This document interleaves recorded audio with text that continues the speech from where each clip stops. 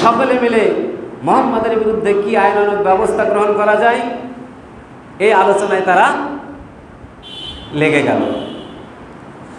আমার ভাইরা, একের পর এক প্রস্তাব আসতে লাগলো মুহাম্মাদের বিরুদ্ধে।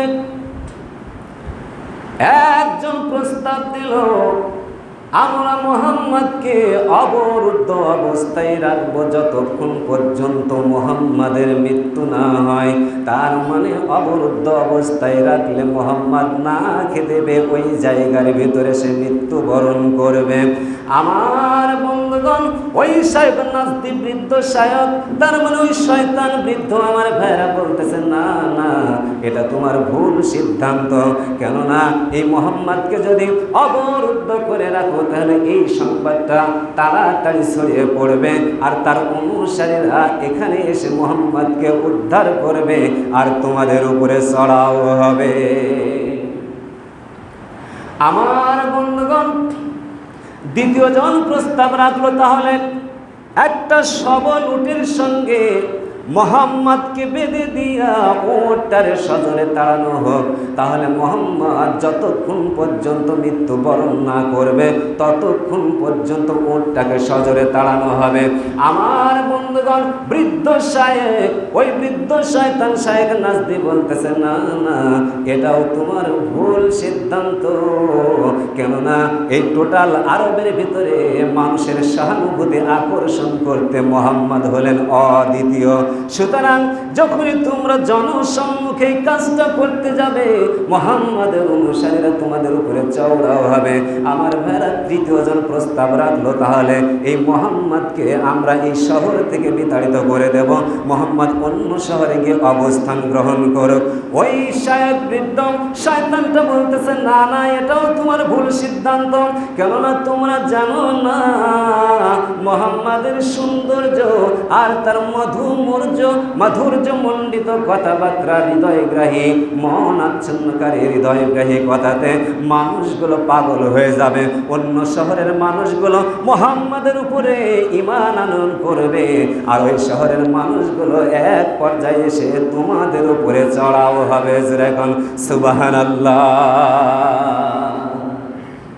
আমার ভাইয়েরা, তিনটা প্রস্তাব গ্রহণ হলো না। এবার বনু মাখজুম গোত্রের আবু জেহেল ইবনে হিশাম বলতেছে, তাহলে আমার একটা প্রস্তাব হলো এই টোটাল আরবের ভিতরে যত গোত্র রয়েছে সমস্ত গোত্রের ভিতর থেকে একজন করে যুবককে নির্ধারণ করা হোক। এই একজন যুবক আজকের রজনীতে মুহাম্মাদের গৃহদ্বারে ঘেরাও করে ফেলবে, আর মুহাম্মদ যখন ঘুম থেকে বাইরে আসবে সঙ্গে সঙ্গে যুবকেরা আক্রমণ করে একযোগে মুহাম্মাদের উপরে ঝাঁপিয়ে পড়ে মুহাম্মদকে হত্যা করবে। এতে করে মুহাম্মদকে হত্যা করলে টোটাল এই আরব গোত্রের সমস্ত গোত্রের বিরুদ্ধে বনু আব্দে মানাব গোত্র যুদ্ধ করে পারবে না। টোটাল আরব গোত্রের গুলোর সাথে মুহাম্মাদের গোত্র বনি হাশিম গোত্র যুদ্ধ করে পারবে না। সুতরাং তারা এক পর্যায়ে মুক্তিপণ নিয়ে কেবলমাত্র ক্ষান্ত হয়ে যাবে। আমার বন্ধুগণ, এবার ওই বৃদ্ধ শায়েখ নাজদি তিনি বলতেছেন, আমি তো এমনই একটা প্রস্তাব চাচ্ছিলাম। নাউজুবিল্লাহ। তিনি বলতেছেন, আমি তো এরকমই একটা প্রস্তাব চাচ্ছিলাম। তার মানে টোটাল আরব গোত্রের লোকেরা যদি মুহাম্মদকে হত্যা করে আর সমস্ত গোত্রের লোকেরাই যদি ওই হত্যাকাণ্ডের ভিতরে থাকে, তাহলে মুহাম্মদের গোত্র তো এতগুলো গোত্রের সঙ্গে যুদ্ধ করে পারবে না। আমার বন্ধুগণ, রাসূলুল্লাহ সাল্লাল্লাহু আলাইহি ওয়াসাল্লামের বিরুদ্ধে ষড়যন্ত্র হয়ে গেল। মুহাম্মদকে আজকের রজনীতেই শেষ করে দেওয়া হবে। আমার ভাইরা, সমস্ত কাফির কুরাইশরা চক্রান্ত করলো। এই চক্রান্তের কথা আমার আল্লাহ রাব্বুল আলামিন জিবরাইল আলাইহিস সালাতু সাল্লাম মাধ্যমে রাসূলুল্লাহ সাল্লাল্লাহু আলাইহি ওয়াসাল্লামকে জানিয়ে দিলেন। আমার ভাইরা, জিবরাইল আলাইহিস সালাতু সাল্লামকে বলেন, জিবরাইল কোথায় রয়েছো? এই মুহূর্তে urgent as possible go to Mecca, যত তাড়াতাড়ি সম্ভব এই মুহূর্তে তুমি মক্কায় আমার বন্ধু আমার হাবিব রাসূলুল্লাহ সাল্লাল্লাহু আলাইহি ওয়াসাল্লাম ওয়াসাল্লামের নিকটে পৌঁছে যাও আর আমার রাসূল সাল্লাল্লাহু আলাইহি ওয়াসাল্লামকে এই কাফের কুরাইশদের ষড়যন্ত্রের কথা বলে দাও। জোরে কোন সুবহানাল্লাহ, আর জোরে কোন সুবহানাল্লাহ। আমার বন্ধুগণ, হযরত জিবরাইল আলাইহিস সালাতু সাল্লাম রাসূলুল্লাহ সাল্লাল্লাহু আলাইহি ওয়াসাল্লামের দরবারে এসে বলতেছেন, নবী গো, ইয়া রাসূলুল্লাহ, ইয়া হাবিবাল্লাহ, নবীজি আর ঘুমিয়ে থাকবেন না গো নবী। নবীজি আল্লাহ রাব্বুল আলামিনের পক্ষ থেকে অর্ডার হয়ে গেছে গো নবী, এই মুহূর্তে আপনি এই ঘর ত্যাগ করে এই মক্কা নগরী ছেড়ে মদিনার উদ্দেশ্যে রওনা করেন। জোরে কোন সুবহানাল্লাহ। ইয়া রাসূলুল্লাহ, কাফির বেঈমানরা আপনার বিরুদ্ধে ষড়যন্ত্র করেছেন। আমার আল্লাহ রাব্বুল আলামিন তাদের ষড়যন্ত্রের কথা কোরআন কারীমের ভিতরে বলে দিয়েছে। আমার আল্লাহ রাব্বুল আলামিন বললেন, ইয ইয়ামকুরু বিকাল্লাযীনা কাফারু লিয়াসবিতুকা আও ইয়াকতুলুকা আও ইউখরিজুকা ওয়া ইয়ামকুরুল্লাহু ওয়াল্লাহু খায়রুল মাকিরিন। জোরে কোন আল্লাহু আকবার, আরো জোরে জোরে কোন আল্লাহু আকবার। তার মানে আল্লাহর নবীর দরবারে জিবরাইল আলাইহিস সালাতু সাল্লাম বলেন, নবী গো, ইয়া রাসূলুল্লাহ, ইয়া হাবিবাল্লাহ, কাফের বেঈমানরা সর্বপ্রথম ষড়যন্ত্র করেছে লিয়াসবিদুকা, নবী গো আপনারে অবরুদ্ধ করে রাখবে। দ্বিতীয় নম্বর ষড়যন্ত্র করেছে আও ইয়াকতুলুকা, আপনাকে তারা হত্যা করবে।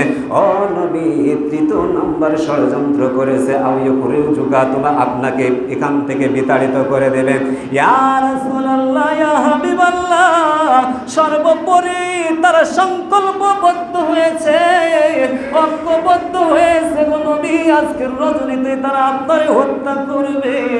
নবী গো, ইয়া রাসূলুল্লাহ, ইয়া হাবিবাল্লাহ, এই মুহূর্তে আপনি এই জায়গার ভিতরে আপনার বিছানার ভিতরে আলীকে শুয়ে দিয়া আপনি আবু বকর সিদ্দিক রাদিয়াল্লাহু তাআলা আনহুকে সঙ্গে নিয়া এই মক্কা নগরী ছেড়ে মদিনার উদ্দেশ্যে রওনা করেন। জোরে কোন সুবহানাল্লাহ, আর জোরে জোরে কোন সুবহানাল্লাহ।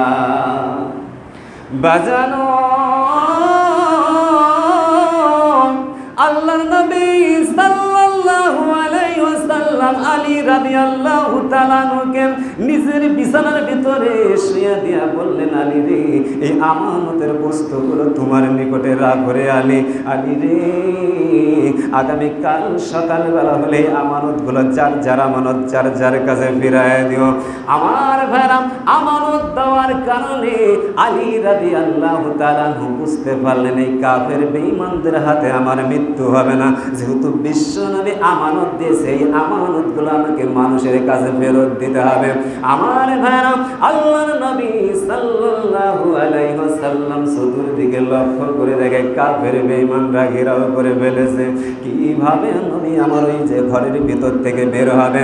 আমার ভাইরা, এমন মুহূর্তে বিশ্ব নবী সাল্লাল্লাহু আলাইহি ওয়াসাল্লাম সূরা ইয়াসিন থেকে তেলাওয়াত শুরু করে দিয়েছে। বিসমিল্লাহির রাহমানির রাহিম। জোরে বল আল্লাহু আকবার। ইয়াসিন ওয়াল কুরআনিল হাকীম ইন্নাকা লামিনাল মুরসালিন আলা সিরাতিম মুস্তাকিম। আমার ভাইরা, সূরা ইয়াসিন এইভাবে পড়তে পড়তে বিশ্ব নবী যখন ফাগশাইনাহুম ফাহুম লা ইয়াবসিরুন পর্যন্ত পড়েছে। আমার ভাইরা, পড়ার পর ঘরের মেঝের থেকে এক মুষ্ঠ মাটি নেয়া বিশ্ব নবী শাহাওয়াতুল উজুহ বলে কাফের বেঈমানদের মাথার উপরে ছেড়ে দিয়েছে। জোরে কোন সুবহানাল্লাহ, আরো জোরে জোরে কোন সুবহানাল্লাহ। আমার ভাইরা, আল্লাহর নবী মাথার উপরে মাটিগুলো ছেড়ে দেয়া বিশ্ব নবী আমার নিরাপদে বের হয়ে চলে গেলেন। বাজানো কাফের বেঈমানরা এমন একটা আনন্দের ঘুম দিচ্ছে গো, কারণ তারা মনে করতেছে আজকের রজনীটাই মুহাম্মাদের শেষ রজনী, আজকের রজনীটাই শেষ, আগামীকাল সকালবেলা মুহাম্মাদের মরাদেহ পড়ে থাকবে, তার মানে আমাদের শত্রু শেষ হয়ে যাবে, আমাদের বাপ দাদার ধর্মটা টিকে থাকবে, আর মুহাম্মাদের ধর্ম ধ্বংস হয়ে যাবে। জোরে বল নাউজুবিল্লাহ, আর জোরে জোরে বল নাউজুবিল্লাহ। আমার ভাইরা, আমার বন্ধুগণ, ওই যে যুবকেরা ঘরের চতুর্পার্শ্বে তারা বারবার উঁকি মেরে দেখতেছে আর বলতেছে, মুহাম্মাদের আজকে তুমি আমাদের হাতের মুঠোর মধ্যে চলে এসেছো, একটা বার তুমি খালি বাইরে আসো, আমরা যুবকেরা এক ঝাঁকে এক যোগে তোমার উপরে হামলা করে তোমার জীবন প্রদীপ নিভাইয়া দিব। জোরে কোন নাউজুবিল্লাহ, আর জোরে জোরে কোন নাউজুবিল্লাহ।